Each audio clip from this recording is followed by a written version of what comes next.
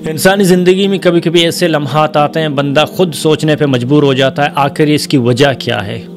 जब इंसान मुराकबे पे बैठ जाता है, खुद शुनास बनता है, इंसान खुद को ढूंढता है, अपने गम और तकलीफ़ी और परेशानियों के बारे में सोचना शुरू कर देता है कि आखिर ये वजह क्या है, तब इंसान को अल्लाह सुब्हान तआला रास्ता दिखाता है। हमारे यहाँ सबसे बड़ी मसला ये है कि हम अपने अमलों की वजह से अल्लाह की खल्कियत को नुकसान पहुँचाने के वजह से तकलीफ़ और परेशानियों में हैं। जो अल्लाह की खल्कियत है, कुरान में हम पढ़ेंगे तो अल्लाह सुब्हान तआला सबसे ज़्यादा हकूक़ इंसानों का बताता है। आपका हमसाया उसका हकूक़ है, आपका दोस्त है उसका हकूक़ है, आपका भाई है, आपका बहन है, आपका वालिद साहब है, आपके औलाद हैं, उनके हकूक़ हैं।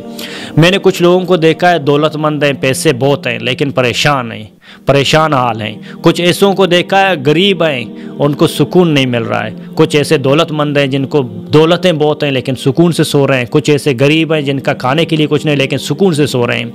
जब हम सुकून को ढूंढने निकलते हैं तो अल्लाह सुब्हान तआला ने इंसान के अंदर जो रूह पोखी है, जो रूह इंसान के अंदर, क्योंकि ये जिस्म इंसान के यहाँ अमानत है, असल चीज़ तो रूह है, तो इसलिए इंसान को सबसे पहले अपने आप से पूछना चाहिए ये मुसीबत और तकलीफ़ और परेशानी क्यों आया, मैं क्यों इस हाल में हूँ, मैं क्यों इस हाल में पहुँचा हूँ, इसकी वजह क्या है।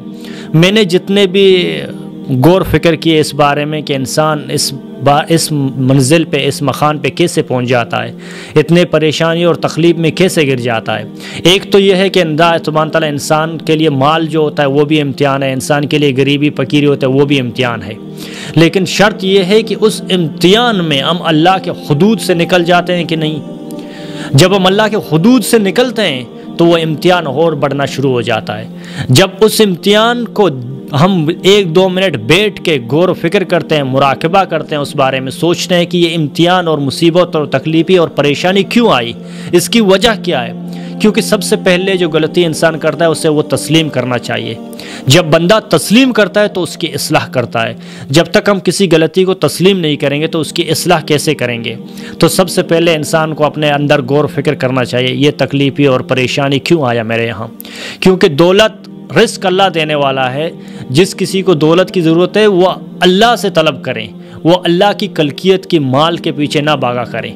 हमारे यहाँ मसला ये है कि हम तो राज़िक़ अल्लाह को मानते हैं लेकिन किसी और के हक़ मारने के पीछे में लगे हुए हैं।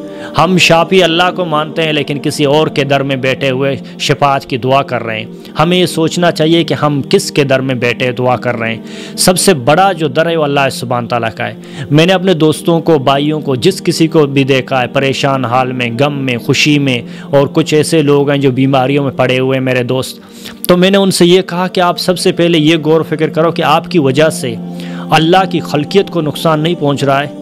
आपकी वजह से अल्लाह की खल्कियत को, अल्लाह की जो खल्कियत है वो तो परेशान नहीं है। आपकी किसी अमल, आपकी किसी कौल, आपकी किसी किरदार की वजह से किसी अल्लाह की खल्कियत को नुकसान तो नहीं पहुंच रहा है, आपकी वजह से कोई परेशान तो नहीं है। अगर है तो सबसे पहले उसकी इस्लाह करो। क्योंकि मेरा रब कुरान में सबसे ज़्यादा हकूक़ इंसानों की अल्लाह अपनी खल्कियत के बारे में फरमाता है। आपका हमसाया का हकूक़ है, आपके दोस्त का हकूक़ है।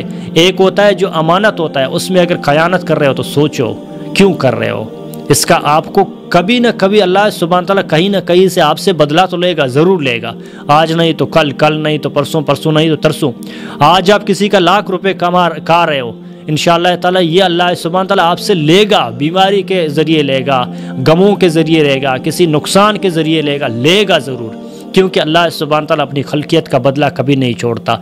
इसलिए सबसे पहले परेशानी और गम में हमें खुद पे गौर फिक्र करना चाहिए, हमें मुराकबा करना चाहिए, हमें खुद शुनास बनना चाहिए। आखिर इस गम और परेशानी की वजह क्या है, क्या वजह है कि मैं इस गमों में डूबा हुआ हूँ, क्या वजह है कि मुझे सहारा मिल नहीं रहा है, क्या वजह है कि मैं ऐसे परेशान हूँ। जब बंदा गौर फिक्र करता है तो अल्लाह के दरगाह में बैठ के दुआ करता है। अल्लाह सुब्हान तआला से मुसल्ला नमाज जब बिचा के अल्लाह सुब्हान से दुआ करो कि या रब मैं इस मसले का हल कहाँ तलाश करूँ, आपके बगैर किसके पास जाऊँ, आपके बगैर किसके वहाँ हाथ फैलाऊँ। तो इंसान को अल्लाह सुब्हान तआला रास्ता दिखाता है। शर्त यह है आप मखलूक को छोड़ के खालिक से मांगो, मखलूक को छोड़ के खालिक से शिफा की दुआ करो, तो तब अल्लाह सुब्हान तआला आपके लिए रास्ता खोलेगा। हमारा मसला यह है कि हम मालिक को छोड़ के, खालिक को छोड़ के मखलूक के पीछे पड़े हुए हैं हर चीज़ में। दौलत देने वाला खालिक है, हम मखलूक के पैसे मार रहे हैं, पैसे कमा रहे हैं, ज़मीन हड़प रहे हैं। तो इसका मतलब है कि हम मखलूक के ज़रिए पैसे कमाना चाहते हैं, मालिक के ज़रिए नहीं।